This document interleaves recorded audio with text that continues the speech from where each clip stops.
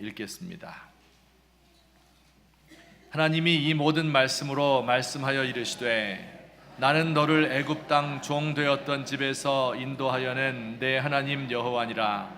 너는 나 외에는 다른 신들을 내게 두지 말라. 아멘. 우리 이미 예고해드린 대로 오늘부터 10주에 걸쳐서 10계명을 하나씩 살펴보려고 합니다.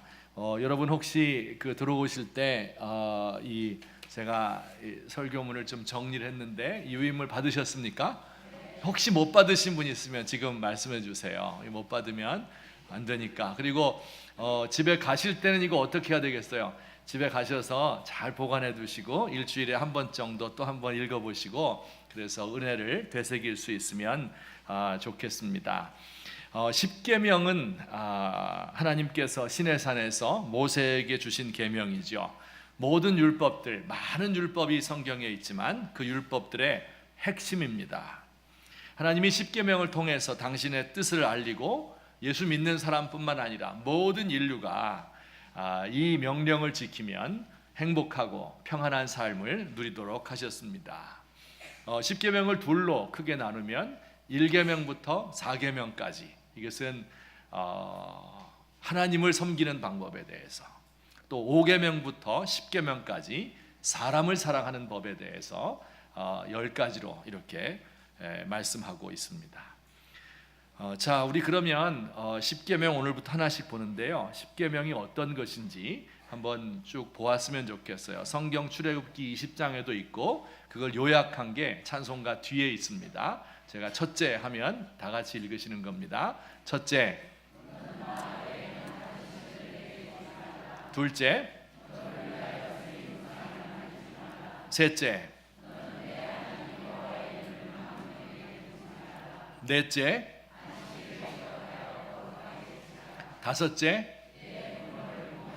여섯째, 일곱째, 여덟째, 아홉째, 10번째.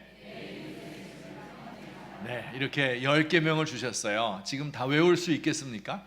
못 외우는데 우리 10주가 지나면 매일 한 번씩 이렇게 할 테니까 그때가 되면 다 외우시리라고 생각합니다. 우리 오늘의 주제는 1계명인데 1계명만 다시 한번 보실까요?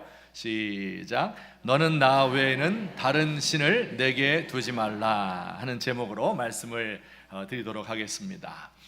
이 계명을 읽어보면 너는 나 외에 다른 신을 내게 두지 말라 이렇게 되어 있으니까 우리에게 이런 의문이 들죠.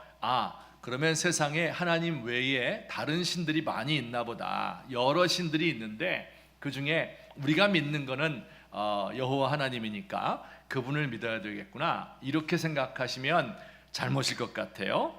정말 하나님 외에 다른 신들이 이 땅에 존재할까요? 우리 고린도전서 8장에 그 답이 있습니다. 우리 같이 읽겠습니다. 시작. 우리가 우상은 세상에 아무것도 아니며 또한 하나님은 한 분밖에 없는 줄 아노라. 비록 하늘에나 땅에나 신이라 불리는 자가 있어 많은 신과 많은 주가 있으나. 당시 로마 제국에 수많은 신들이 있었습니다. 제우스 신, 헤라, 아폴로, 아테나, 이런 신들이 많이 있어서 곳곳마다 가는 데마다 신전이 있고 제단이 있고 또 이제 신상들이 세워져 있었습니다. 그 이후로 모든 인류 가운데 어느 사회든지 다신교, 신이 없는 사회가 없었습니다. 그런데 오늘 성경은 분명하게 이야기하죠. 세상에 우상은 아무것도 아니고 하나님은 한 분밖에 없다, 이렇게 말씀하고 있습니다. 이 세상에 보이는 많은 신들처럼 보이는 것들은 진정한 신이 아니라 사람들이 자신의 욕망을 따라 만들어낸 것이고, 그 배후에는 마귀가 있어서 기적을 행하기도 하고 큰 세력을 가지고 여러 해 동안 사람들을 미혹하게 하지만 사실은 이것들은 마귀의 장난일 뿐이니까 거기에 속으면 안 된다, 이런 뜻이죠. 내 앞에 다른 신을 두지 말라 하는 것은 다른 많은 신들이 있다, 그런 뜻이 아니라 이런 거짓된 신들을 버리고 진정한 하나님을 섬기라, 그런 뜻입니다. 어떤 분은 이렇게 질문하는 분이 있어요. 이 기독교인들은 참 배타적인 것 같아요. 다른 종교에 가면, 불교나 천주교에 가면 그냥 다른 종교도 열심히 믿으세요 이렇게 말하는데, 개신교, 기독교에 오면 다른 거 믿으면 안 됩니다. 우리 예수만 믿어야 됩니다. 하나님만 섬기세요 이렇게 말하니까 이거 너무 배타적이 아니냐 이렇게 생각하는 사람이 있습니다. 그들은 이렇게 설명하죠. 산에 정상이 있는데 정상에 오르는 길이 여러 갈래 길이 있지 않겠습니까? 그런데 그 정상이 바로 인류의 구원이에요. 구원받기 위해서 불교도 있고 기독교도 있고 이슬람도 있고 힌두교도 있는데 그 중에 우리는 하나의 길일 뿐입니다. 이렇게 생각하는 사람, 그들을 가리켜서 종교 다원주의라고 이야기를 합니다. 이들이 볼 때 기독교는 너무 편협하고 배타적인 이런 종교인 것처럼 보일 것입니다. 정말 우리 하나님께서 배타적이고 포용력이 없는 분일까요? 그렇지 않습니다. 하나님은 온 천지 만물을 만드신 분이기 때문에, 모든 인류를 만들었기 때문에 모든 사람들을 포용하는 포용력을 가지고 있습니다. 그런데 그 하나님께 두 가지만은 배타적입니다. 이건 사람도 비슷한데요. 우선 첫째, 하나님은 거짓에 대해서는 관용하지 않습니다. 거짓을 가지고 있는 사람에 대해서 그 사람들은 사랑하지만 거짓 그 자체는 하나님과 함께 있을 수 있습니다. 있을 수 없습니다. 여러분, 우리 사람들도요, 아무리 관용적인 사람이라 할지라도 1 더하기 1은 3이다 이렇게 말하면 틀렸다고 말하죠. 물은 H2O인데 CO2라고 시험지에 답안 쓰면 아무리 마음 좋은 선생님도 틀렸다고 거버리지요. 대한민국은 민주공화국인데 인민민주주의 공화국이다 이렇게 말하면 우리 대한민국에서 살기 힘들 것입니다. 또 두 번째, 하나님은요, 사랑하는 사람들에 대해서는 배타적입니다. 사랑하는 사람들을 헛된 것에 빼앗기기 원치 않습니다. 여러분, 우리 사람들도 그렇지 않아요? 어떤 여인이 자기 남편이 다른 여자랑 막 놀고 재미있게 웃고 이야기하고 떠드는데 그걸 보고 속에서 질투가 일어나지 않는다면 그것은 이 여인이 관용심이 있고 마음이 넓고 그래서 그런 것이 아니라 사랑이 없는 것이겠죠. 성경에서 하나님을 이렇게 이야기하십니다. 출애굽기 34장 말씀 다시 읽겠습니다. 시작. 너는 다른 신에게 절하지 말라. 여호와는 질투라 이름하는 질투의 하나님이니라. 다른 신에게 절하지 말라. 1계명과 똑같은 이야기를 하죠. 그러면서 하나님을 이렇게 말했어요. 좀 충격적입니다. 여호와는 질투라 이름하는 질투의 하나님이다. 그냥 여호와는 질투의 하나님이야 이렇게 말해도 될 텐데 질투라 이름하는, 이게 무슨 뜻입니까? 하나님은 스스로를 질투라 이렇게 이름 붙였습니다. 나는 질투의 화신이야. 나는 질투 덩어리, 질투 그 자체야. 앞으로 나를 부를 때는 질투라고 불러다오. 이렇게 하나님이 이야기하신 거예요. 질투심이 그만큼 많으신 거예요. 이 질투라고 하면 좀 이상하잖아요. 이 중학생, 여학생들 막 질투심 많잖아요. 그래가지고 저것도 갖고 싶고 막 미워하고 다른 사람을 불편하게 만들고 자기를 파괴하지 않습니까? 하나님도 그러면 질투가 있단 말인가? 여러분, 잘 생각해 보면 질투는 사랑의 다른 표현입니다. 부모가 자식을 위해서 아끼지 않고 모든 걸 다 해주었습니다. 없는 살림에 유기농 식단 밥 해주었고 깨끗한 옷 입히고 학원비 다 대주고 과외 공부 해외 연수 다 시켰어요. 좋다는 거 다 해주었어요. 이 아이가 공부도 잘하고 잘생긴 청년으로 자라났습니다. 근데 나쁜 친구와 어울리더니 그만 술 담배에 빠지고 도박판에 왔다 갔다 하고 부모에게 대듭니다. 이럴 때 부모가 어떤 마음이 들겠어요? 낭패감이 드는 거죠. 안타까운 것이죠. 어떻게 해서 이렇게 되었을까 하는 이런 마음을 갖는데 이것이 바로 질투라고 하는 거예요. 하나님께서 우리 사람들에 대해서 이런 질투심을 가지고 계신 겁니다. 우리가 하나님을 섬겨야 마땅한데 거짓 것을 섬기고 사랑하는 사람으로부터 멀어지게 되었을 때 하나님께서 질투하는 것이지 하나님이 배타적이거나 포용심이 없는 것이 아닙니다. 이런 거짓에 대해서는 포용심이 없지만 그러나 사람들, 모든 죄인들에 대해서 넓은 마음을 가지고 있기 때문에 자신의 아들을 십자가에 못 박기까지 하신 분입니다. 자, 그러면 우리 이제 이 계명이 1계명이 금하고 있는 것은 무엇이고 또 명령하고 있는 것은 무엇인가 하는 것을 본론적으로 살펴보도록 하겠습니다. 우선 이 계명이 금하고 있는 것은 무엇일까요? 첫째로 무신론과 세속주의라고 하는 것입니다. 이 무신론이라고 하는 것, 하나님이 없다 이렇게 생각하는 것은 두 가지가 있는데, 여기 보니까 이론적인 무신론과 실제적인 무신론이 있어요. 뭘까요? 이론적인 무신론. 이론적으로 따져보니까 하나님이 없다. 우주공간에 우주선을 타고 나가보니까 아무데도 하나님은 없다. 오늘날도 도킨스 같은 생물학자, 또 유발 하라리 같은 사람, 이 많은 책들이 나와 있죠. 청년들을 유혹하고 있죠. 무신론자들입니다. 아주 이론이 정교합니다. 그래서 그 책을 읽다 보면 무신론으로 쓱 빠져들어가게 되겠습니다. 실제적인 무신론이라는 건 뭐냐면 이론적으로는 믿는 거예요. 하나님 살아계신다, 믿고 있는 겁니다. 근데 실제적으로 우리의 행동 속에서, 우리의 생각 속에서, 우리의 모든 삶에서 하나님이 나타나지 않아요. 이것이 바로 실제적인 무신론입니다. 또 방법적인 무신론이라는 것도 있습니다. 방법론적 무신론. 이건 뭐냐면 신이 없다고 가정하고 세상을 설명하려는 노력이다. 우리 학교에 들어가면요, 초등학교 또 중고등학교에 가면 학교 선생님이 아이들에게 모아놓고 하나님 없다, 무신론이다, 그러니까 교회 가지 마라, 이렇게 가르치는 선생님 계십니까? 그렇게 했다가는 당장 우리 부모님들 열심히 특심해가지고 전화 걸고 교장 바꿔 이렇게 해가지고 난리가 날 겁니다. 그렇죠? 그래서 그렇게 하지 않아요. 하지만 우리 가르치는 교과 과정과 교과서를 자세히 살펴보고, 그래서 1학년부터 12학년까지 12년 동안 그 과목에 따라서 잘 공부를 하게 되면 기본적으로 하나님이 없이 세상을 설명하는 거예요. 수학적으로, 과학적으로 하나님 없이 설명하는 겁니다. 경제학이 이렇게 됐기 때문에 우리가 이렇게 하면 돈 잘 벌고 사회에 적응하고 살 수 있다. 그래서 12년 동안 공부를 다 하고 나면 하나님 없어도 살 수 있구나, 하나님 없어도 세상은 잘 돌아가는구나, 이렇게 배우게 돼 있습니다. 이걸 방법론적 무신론이라고 그래요. 그건 공부 잘하는 사람이 12년 배우면 그렇게 돼 있어요.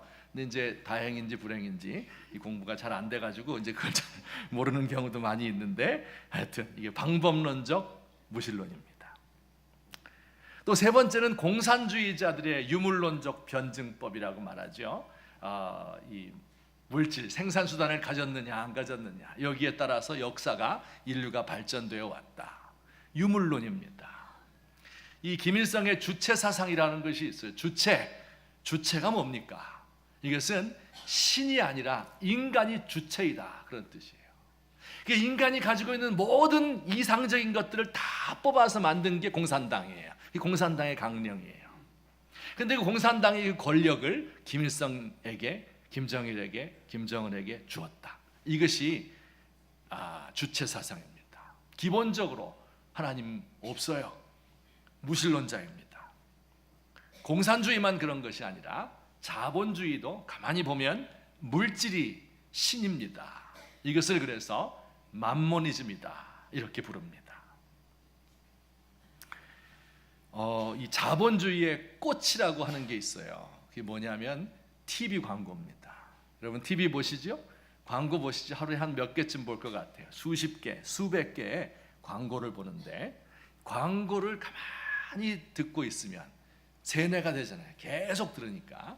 그러면 우리 속에 무슨 생각이 드는가 하면 세상에 하나님 없이 살 수 있구나, 그런 생각이 돼요. 광고 중에서 하나님 나오는 광고 있습니까? 딱 하나 있는데, 백석대학교 광고인데 그 나머지 광고들은 그 안에 하나님 없습니다. 멋진 아파트에 이렇게 창이 커요. 근데 늦은 아침인데 밝은 햇살이 창으로 쫙 들어옵니다. 한 예쁜 여자가 침대에서 일어나서 창문에 커튼을 확 열어젖혀요. 그 여자는 이영애고 그 아파트는 자이 아파트입니다. 엘라스틴 샴푸로 머리를 감고 또 SK2 화장품 그거 있어요? SK2 그거 되게 비싼 겁니다. 예, 그거 바르고 얼음 나오는 냉장고에서 얼음 받아서 물 따라 마시고 휘센 에어컨에서 나오는 바람 맞으면서 한 바퀴 돌고 피아노를 치는 거죠. 그리고 오후에 골프 치고 승마를 즐기고 진짜 멋진 삶이죠. 이런 삶을 염두에 두는 거예요. 이 물건을 사면 그런 삶에 도달할 수 있다. 열심히 벌어서 이 물건을 소비해라. 행복한 사람 만들어주겠다. 이게 세속주의라는 거예요. 네. 이게 세상에서 우리가 살아가고 있는 이 모습, 이것을 그대로 표현해주고 있는 것이 우리의 광고인 것입니다. 우리는 지금 이런 세상 속에서 살아가고 있습니다. 자, 두 번째로 넘어가서 우리가 또 금해야 될 것이 다른 종교를 믿는 것이죠. 이단 종교 많이 있죠. 또 죽은 사람을 신으로 섬기기도 하지요. 굿을 하고 점을 하고 사주를 치고 토정 사주를 보고 토정 비결을 보고 또 타로점이라고 있어요. 압구정동에 가면 많습니다. 또 스포츠 신문에 인터넷에 금주의 운세는 꼭 한번 봐야 되겠다. 혹시 우리 가운데 내가 오래 교회 다녔지만은 그래도 1년에 한 번 정도는 봐야지 라고 생각하시는 분 있습니까? 아마 우리 교회는 한 분도 없으실 것 같아요. 그래서 짧게 넘어가고 3번 극단적인 국가주의. 이것은 뭐냐면 국가를 반은 신으로 생각하는 거예요. 그래서 국가의 이익이 국익이라고 말하죠. 이게 하나님의 계명과 서로 어긋날 때 국익을 먼저 취하는 겁니다. 국익을 먼저 생각하는 거예요. 다른 국가나 민족을 차별하고 국가의 지도자를 신격화하는 겁니다. 우리나라에는 이제 이런 일이 잘 일어나지 않는데 외국에 일본이라든지 옛날에 전쟁 일어날 때 독일이라든지 옛날 로마 황제 숭배라든지 이런 것이 바로 이런 극단적인 국가주의의 다른 신을 섬기는 겁니다. 저희 아이가 어릴 때 이제 TV를 많이 봤는데 주로 이제 만화 영화를 보지요. 그러면 로봇들이 나와서 서로 싸우는 거예요. 이거 만화 영화에는 항상 지구가 멸망을 합니다. 일주일에 한 번씩 멸망하려고 그래요. 근데 지구가 다 망할 때쯤 되면 저기 다 망가진 것 같은 로봇이 다시 살아나서 지구를 지키는 거예요. 나쁜 놈들 물리치고 지구를 지키는 거예요. 스토리가 똑같아요. 천편일률적이에요. 그래서 제가 아들한테 말했습니다. 그 맨날 똑같은 것을 뭘 그렇게 보느냐 이렇게 이야기했더니 강하게 부정을 합니다. 똑같은 것 절대 아니라는 거예요. 그리고 얼마 후에 조금 후에 9시 뉴스를 제가 보고 있으니까 아빠 뉴스도 맨날 똑같아 이렇게 얘기를 했어요. 가만히 생각해 보니까 그 말이 맞는 것 같아요. 요즘에 TV를 보면 4년 전 박근혜 정부 시작할 때, 그 전에 5년 전 이명박 정부 시작할 때, 그 전에 노무현 정권, 그 전에 5년마다 바뀔 때마다 똑같아요. 정부 조직법, 청문회에서 낙마시키고 또 북한 문제로 시끄럽고 야당은 발목 잡고 야당은 독단적으로 하고 소통 안 한다고 말하고 똑같습니다. 선거를 통해서 우리 세상 바뀔 줄 알았는데 그러나 지금 대통령 인기가 굉장히 높지만 얼마 지나고 나면 또 비슷해질 것 같아요. 임기 말이 되면 또 레임덕이 오고 또 측근들 잡혀가고 그러면 또 선거를 기다리고 또 뽑히면 잘 될 줄 알았다가 5년 후에 또 똑같은 일이 발생하고 정말 아이들 로봇 이야기와 별반 다를 것이 없다. 물론 우리가 국가를 위해서 늘 기도하고 대통령 잘 다스리기 위해서 많이 기도해야 될 줄 압니다. 하지만 그것이 우리의 전부가 아니에요. 그것이 우리의 신이 될 수가 없다 하는 것이 성경의 말씀입니다. 자, 네 번째는 자신을 믿는 것인데 이건 다 같이 한번 천천히 읽어볼까요? 시작. 자신의 능력, 지위, 권세, 명예, 건강, 외모, 재물, 자녀, 경험, 의지력, 윤리적 완전, 영적 체험, 과거의 업적, 신앙의 유산 등으로 자신에 대해서 만족하고 하나님을 필요 없다고 생각하고 사람들 앞에서 교만하고 자랑하고 다른 이들을 무시하며 스스로 그들의 지도자가 되려고 하는 자세, 이게 자기를 믿는 겁니다. 그러니 이 세속적인 세상 속에서 세상 것 믿을 것 없고 하나님 없으니까 자기를 믿는 거예요.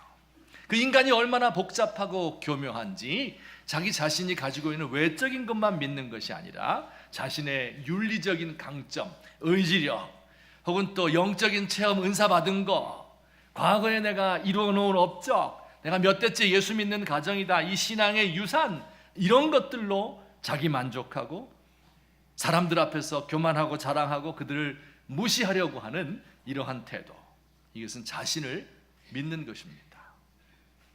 다섯 번째는 이 자신을 믿다가 거기에 실패한 사람들이 빠지는 것인데요, 바로 낙심과 절망입니다. 또 다 같이 다섯 번째 시작.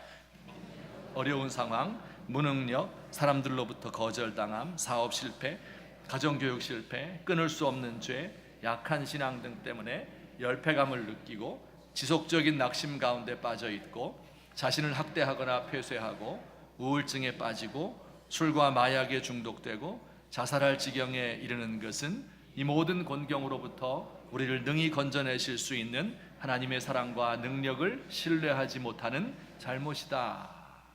그렇죠? 여러분, 세상이 이렇게 세속화되어서 세속적인 것에 모든 가치를 두고 우리가 살고 있는 거예요. 많은 사람이 살고 있는 거예요. 하나님은 보이지 않아요. 그러니 자기 자신을 중심에 놓고 자기의 모든 좋은 것을 믿는 것입니다. 근데 그것이 실패하게 됐을 때 이젠 모든 것이 다 끝난 것 같아요. 우리가 실패를 하게 되면 잠시 동안 낙심하고 슬픔에 젖을 수 있는 것 너무 당연한 것일 것입니다. 하지만 이것이 지속적으로 되어서 자신을 학대하고 우울증에 빠지고 술에 중독되고 자살할 지경에 이르는 것, 하나님을 믿지 못하는 거지요. 하나님의 사랑과 그의 능력이 나를 건져낼 수 있다, 이것을 믿지 못하는 이러한 잘못이 되는 것입니다. 우리 사랑하는 귀한 성도님들, 우리가 이런 세속 속에 살지만 이런 가운데서 우리 하나님을 믿고 있는 거예요. 세속주의에 빠지지 않고 무신론에 물들지 않고, 그래서 나 자신을 의지하는 것이 아니고 그러다가 실패하면 낙심하고 절망 가운데 빠지는 이런 삶을 살지 않으시기를 예수님의 이름으로 축원합니다. 자, 그러면 이제 세 번째, 마지막이죠. 이 계명이 명령하고 있는 것은 무엇일까요? 하나님께서 십계명을 주신 이유는 제가 지난주에 잘 설명을 드렸는데, 우리에게 이런 엄격한 법을 이야기해서 우리로 하여금 너 이거 지키지 않으면 멸망당할 거야, 이것을 말하려는 것만이 그의 의도가 아닙니다. 하나님의 숨은 의도가 있어서 이렇게 했으면 좋겠다, 나는 이런 존재이다 하는 것을 보여주는데 우리 세 가지로 살펴보겠습니다. 우선 첫째, 우리 첫 번 두 문장만 읽어보겠습니다. 시작.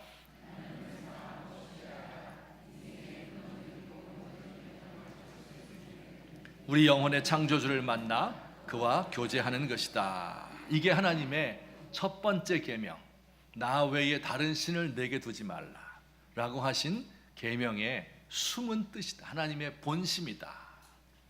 하나님을 사랑하고 신뢰해라. 인생의 근원적이고 영적인 갈망을 채우는 것은 그분밖에 없다 하는 것을 말씀하고 계신 겁니다. 여러분, 갈망이라고 하는 것이 뭡니까? 갈망. 이 돌잔치에 가보셨죠? 돌잔치에 가면 예배드리고 밥 먹고 그 다음에 꼭 하는 행사가 있는데 좀 미신적이긴 한데 뭐죠? 돌잡이 하죠. 뭘 갖다 놓고, 뭘 갖다 놔요? 연필도 갖다 놓고, 그 다음에 공부 잘해라 그런 뜻이죠. 쌀도 갖다 놓고, 너 밥은 안 꿈꿨다, 또 실도 너 명 길었다, 10,000원짜리 한 장 갖다 놓고 이렇게 해요. 그리고 이제 이 아이 막 박수 치면서 집기를 바라잖아요. 이게 돌잡이라고 하는 거예요.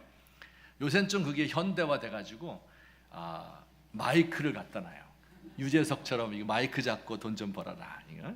그다음에 BMW 자동차 키 똑 갖다 놓고, 또 통 큰 아빠는 수표 100만 원짜리 갖다 놓고 있어요. 제가 그 돌잡이 할 때마다 늘 조마조마해요. 왜냐하면 얘가 아무것도 안 잡으면 어떻게 하나 하는 마음이 있는데 늘 그게 걱정이죠. 그런데 놀라운 사실은요, 모든 아기들은 잡습니다. 무언가를 잡아요. 제가 깨달았어요. 무엇인가를 욕망하고 있는 사람의 모습이 이때부터 나타나는구나. 돌 때부터. 조금 자라서 10살만 넘어가면 이성 친구에 관심이 많죠. 잘 보이려고 무진 애를 씁니다. 옷을 입고 화장을 하고, 또 이 가정들마다 티네이저 애들하고 싸우는 주제가 있습니다. 귀에다 구멍 뚫는 것 때문에. 그 때문에 싸웁니다. 머리에 물들일 돈 달라고 떼쓰고, 배꼽 보이는 티 사 입고 갖고서 혼나고, 이게 다 왜 그래요? 관계에 대한 갈망이에요. 남자 친구, 여자 친구 만나면 좋겠다. 또 이제 결혼을 하게 되면 역시 남편과 아내를 갈망하죠. 가족을 그리워하죠. 결국 우리의 삶에서 기쁨과 즐거움을 주는 것, 관계를 맺고 싶어하는 갈망이 사람들에게 있습니다. 또 남자들 직장에 들어가고 사회생활을 하면서 무언가를 이루고 싶은 자기 성취의 욕망이 있지 않습니까? 이 갈망은요, 참 좋은 거예요. 그래서 어른 되고 싶어하는 어린이들, 지식욕에 목마른 젊은이들, 이성을 찾아 헤매는 티네이저들, 참 보기 좋고 건강합니다.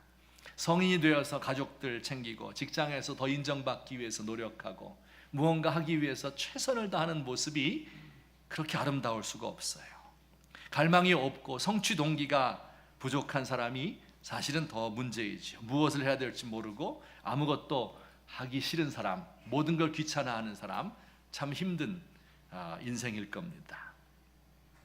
그런데 이런 갈망이 누구나 다 가지고 있는데 이게 우리의 삶에 완전한 만족을 주지는 못합니다. 아무리 좋은 것을 성취해도, 아무리 좋은 가정, 행복한 가정을 만들었다고 해도 마찬가지입니다. 여러분, 아무것도 가지지 못한 사람, 실패한 사람만이 만족감을 못 느끼는 게 아니에요. 이런 걸 다 가진 사람도 그 마음에 채우지 못한 공허감이 존재합니다. 하나님께서 어떤 가정을 평화롭게 만들어 주셨습니다. 남편이 가정에 충실하고 아내를 사랑합니다. 아이들도 잘 키워서 다 인류대학에 다 들여보냈습니다.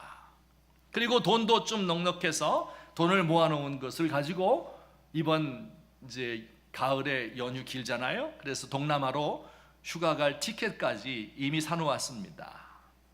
그 남편 직장 보내고 아이들 학교 보내놓고 이제 설거지하고 청소 대략 맞춰놓고, 그리고 빨래 돌려놓고, 그리고 빈 집에 앉아서 테이블에 앉아서 커피 한 잔 마시고 있습니다.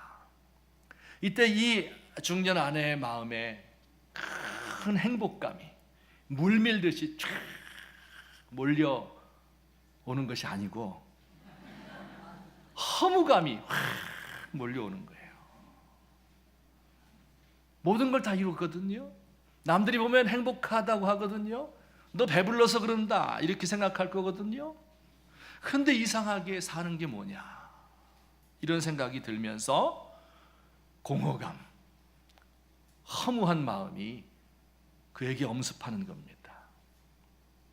이때가 주의할 때예요. 이때 제비 한 마리가 누님 느끼하게 달려들면 그 삶이 다 무너지고 맙니다. 사람들에게 갈망이 있는데 이게 사람이 채워줄 수 있는 게 있고 채워주지 못하는 게 있는 거예요. 하나님께서 사람을 만들고 하나님과 교제하는 영적인 존재로 사람을 창조한 거예요. 그래서 그 영적인 갈망이 해결되지 않으면, 하나님과 사랑의 교제를 나누지 않으면 그 빈 곳을 채울 수가 없는 거예요. 이것을 채울 때 비로소 퍼즐의 큰 조각을 맞춘 게 되는 것입니다. 그래서 지금 하나님은 제1계명을 주시면서 내 앞에 다른 신을 두지 말라 이렇게 말씀하시면서 그 근원적인 갈망, 하나님만이 채울 수 있는 그 교제할 수 함으로 채워지는 그 갈망을 채우라고 말씀하고 계시는 것입니다. 이것을 만족시키지 못하면 다른 욕망을 다 채운다고 해도 마음 한가운데가 비어있을 것이고, 이것을 채우게 되면 다른 것들이 좀 부족하다고 해도 삶의 의미를 가지게 될 것이다. 이게 우리 주님의 이 계명을 주신 의도입니다. 두 번째, 우리 첫 문장만 읽어보도록 하죠. 두 번째, 시작. 하나님의 은총을 사모하며 예배하라. 그렇게 하나님을 사랑하고 하나님과 교제하면 좋은데요, 그 방법이 무엇일까요? 그것이 바로 예배의 자리로 나오는 것입니다. 예배는 두 가지 의미가 있어서, 좁은 의미의 예배는 우리가 지금 이렇게 일주일에 한 번 모여서 예배 드리는 그 좁은 의미의 예배입니다. 좀 넓은 의미의 예배는 우리가 일주일 동안 살면서 하나님과 교제하고 기도하고 하나님을 의식하며 사는 그 모든 삶이 넓은 의미의 예배입니다. 예배의 자리로 나오는 것이 그렇게 중요한 것입니다. 여러분, 저는요, 예배 시간이 너무 좋아요. 너무너무 좋아요. 그건 당신이 목사니까, 예배 시간엔 네가 왕이니까 그렇게 말하겠지. 그거 아닙니다, 여러분. 제가 목사이기 때문에 예배를 좋아하는 것이 아니고, 예배를 좋아해서 목사가 된 겁니다.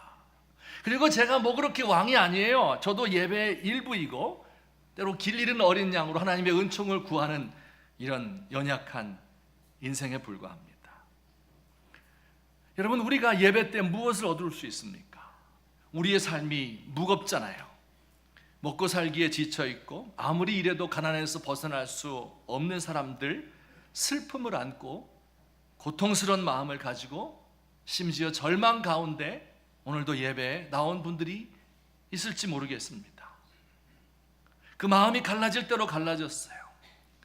TV에서 가뭄에 쩍쩍 갈라진 그 논, 바닥 드러난 저수지를 보면 이것이 곧 내 마음을 묘사하고 있는 것 같다, 이렇게 느낀 적이 아마 있으실 겁니다. 늘 다른 사람을 비난하고 싶고 건드리면 분노가 일어나는 이런 메마른 갈라진 나의 모습을 가지고 우리가 살고 있습니다. 너무 삶이 힘들고 지쳤어요.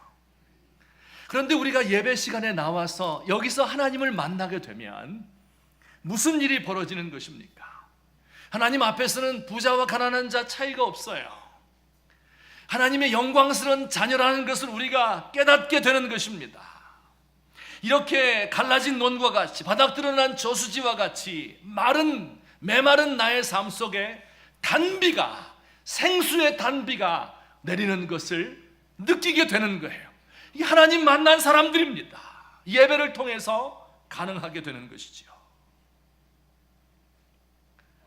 때로 우리가 세상 살면서 위선과 가식의 가면을 쓰고 살 수밖에 없습니다. 우리가 조직사회에 살면서 조직의 일부가 되어서 나 하고 싶은 것 하며 살 수가 없잖아요. 때로 마음에 없는 말을 하고 하기 싫은 행동을 할 때도 있을 것입니다. 경쟁사회에서 살아남기 위해서 사람들과 갈등하고, 그리고 오해하고, 미워하고, 시기하고, 분열하고, 다투고, 줄서고, 이런 것이 우리의 삶 아닙니까? 이건 높이 올라갈수록 더한 것 같습니다. 지도자로 사는 것이 그렇게 쉬운 것이 아닐 줄 압니다. 다른 사람의 인생을 책임져야 하고 다른 사람 앞에서 무엇인가를 해야 될 때 우리는 더욱더 무거운 짐을 짊어지고 있고, 또 우리의 얼굴에는 가면을 쓸 수밖에 없는 것입니다.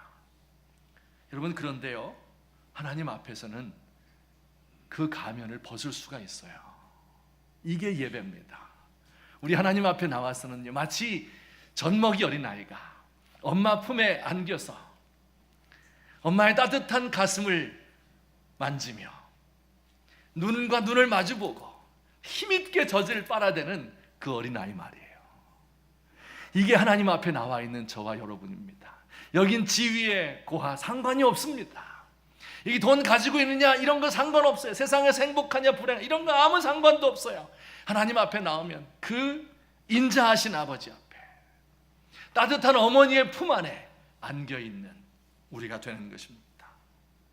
그래서 정말 예수 잘 믿는 사람은 주의 궁정에서의 한 날이 다른 곳에서의 첫날보다 나은즉 악인의 장막에 사는 것보다 내 하나님 집 성전 문지기로 평생 살고 싶습니다. 이렇게 고백을 하는 것입니다. 때로 우리가 인생 살면서 억울한 일 만날 때 있죠. 오해를 당할 때도 있고, 그리고 부당한 대우, 차별을 받을 때도 있을 것입니다. 근데 이렇게 어려운 일을 당하게 되면요, 마음에 두려움이 가득하게 되고, 그러면 나는 작아지고 내 능력은 너무 미천하게 보이고 다른 사람은 커 보일 때가 많습니다.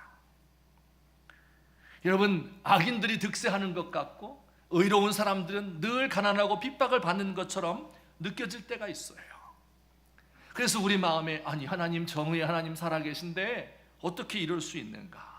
시험에 빠지기도 하고 미끄러지고 싶고 포기하고 싶을 때가, 실족할 때가 얼마나 많은지 모릅니다. 여러분, 그러나 우리가 예배하는 동안에 하나님을 뵙는 거예요. 하나님 만나는 거예요.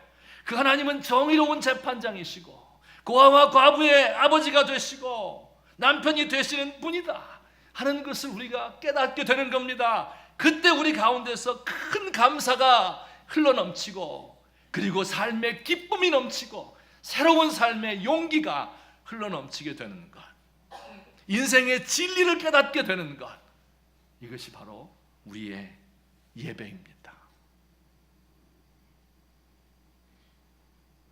여러분, 예배 때 이 하나님 만나고 계십니까? 아유, 난 그런 게 없는데요. 그냥 1시간 헐레벌떡 왔다가 좀 졸다가 축도 끝나기 전에 가는데요. 나에게는 아무런 일도 일어나지 않는데 어디 하나님이 있다고 그러십니까? 여러분, 그 이유가 어디 있을까요? 단 하나예요. 하나님은 사모하는 자에게 은혜를 주십니다. 원래 은혜를 다 주시는데 내가 못 받는 것일 뿐이에요. 사모하지 않기 때문에. 여러분 가운데 정말 그 하나님을 사모하는 마음으로 내 마음에 있는 모든 이 고통과 슬픔과 억울함 때문에 가난하고 애통하는 마음으로 하나님 앞에 그를 만나러 나오시기 바랍니다. 이 마음을 가지고 여러분 기도의 골방에 들어가 보세요. 하나님께서 반드시 응답하십니다. 그리고 우리는 젖은 눈가, 그러나 마음은 기쁨으로 넘쳐서 우리의 골방을, 우리의 예배실을 나서게 될 것입니다. 마지막 3번째, 우리 이 말의 진정한 의미가 무엇인가? 첫 줄만 읽겠습니다. 시작. 겸손히 하나님과 동행하며 그의 마음을 본받으라. 성경 구절이 있습니다. 여호와께서, 시작. 여호와께서 내게 구하시는 것은 오직 정의를 행하며 인자를 사랑하며 겸손하게 내 하나님과 함께 행하는 것이 아니냐 말씀하셨습니다. 하나님 한 분 외에는 다른 신이 없다. 나 외에 다른 신을 내게 두지 말라 하는 말씀은 그 하나님과 겸손하게 동행하고, 그리고 죄를 짓지 않기 위해서 노력을 하고 내 곁에 있는 사람들을, 작은 사람들을 사랑해라. 큰 일을 이루는 것보다 겸손하게 하나님과 동행하는 것을 하나님께서 원하신다, 이런 말씀입니다. 여러분, 우리가 사는 세상은 하나님이 보이지 않는 것 같은 세속 사회 속에 우리가 살고 있습니다. 잠깐 정신줄을 놓아버리면 곧바로 실제적인 무신론 가운데로 들어가는 것이 우리의 현대인의 삶입니다. 오늘 말씀처럼 저와 여러분이 이 모든 세속적인 것을 가능한 한 끊어버리고 시간을 내어서 하나님을 찾고 사모하고 예배하고, 그리고 하나님 만나시고 인생의 궁극적인 갈망을 거기서 해결하시고, 예배 때마다 하나님께 나와서 기쁨을 회복하시고 하나님과 날마다의 삶 속에서 겸손히 동행하시는 저와 여러분 되시기를 예수님의 이름으로 축원합니다. 우리 같이 한번 기도드리겠습니다. 오늘 들은 말씀을 생각하면서 1계명, 너는 나 외에 다른 신을 내게 있게 말지니라 하신 이 말씀을 생각하며 내가 우리 하나님을 진심으로 사랑하며 그와 동행하겠습니다 결심하며 기도드리시고 예배 때마다 하나님 만날 수 있도록 나를 도와주십시오. 하나님께 기도로 나아가시도록 하겠습니다. 사랑의 하나님 아버지, 은혜를 감사드립니다. 심히 무지하고 연약한 저희들, 아버지 종을 오늘까지 사랑으로 택하시고 도우신 것 감사합니다. 하나님, 그러나 제가 어떻게 하나님의 일을 감당할 수 있겠습니까? 하나님 앞에 무지하고 연약한 것밖에 없습니다. 오 하나님, 나의 주님께 나의 모든 것을 아뢰 길밖에 없습니다. 예배를 통하여서 하나님 아버지 은혜가 있게 하시옵소서. 오 하나님 아버지여, 주께서 우리에게 주신 이 은총, 하늘에서는 주 외에 누가 내게 있으리요, 땅에서는 주밖에 나의 사모할이 없나이다. 주의 궁정에서의 한날이 다른 곳에서의 첫날보다 나은즉 악인의 장막에 사는 것보다 내 하나님 집에 문지기로 있는 것이 좋습니다. 고백할 수 있는 제가 되도록 하나님 도와주시옵소서. 겸손하게 모든 것 내려놓고 하나님 바라보며 주의 명령 따르며 주의 인도 따라 살아갈 수 있는 오 하나님 아버지여, 참으로 주님의 백성 되도록 우리를 인도하시고 도우시고 사용하여 주시옵소서. 세상 살기에 지쳤습니다. 세상 살기에 힘이 들고 그리고 무거운 짐을 지고 슬픔 가운데 하나님 앞에 나온 영혼들이 있습니다. 우리 하나님께서 돌보시고 주께서 위로하시고 하늘의 놀라운 능력으로 우리 가운데 채우시며 예배당 문을 나설 때에 주의 뜻을 알고 기쁨으로 세상을 향해 도전할 수 있는 귀한 종들 되도록 하나님 우리를 도와주시옵소서. 하늘에서는 주 외에 누가 내게 있으리요, 땅에서는 주밖에 내가 사모할이 없나이다.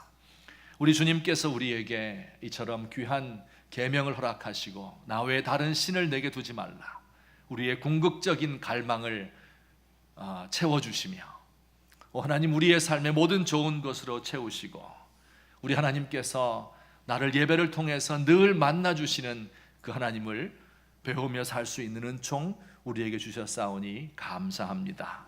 하나님, 늘 사모하는 마음으로 주의 전에 찾아 나오게 하시고 우리 주님의 도움을 갈망하며 우리의 기도실에 골방에 엎드릴 수 있도록 하나님 도우시고 주의 음성이 내게 들릴 때에 그 말씀에 겸손히 순종할 수 있는 믿음을 우리에게 허락하여 주시옵소서.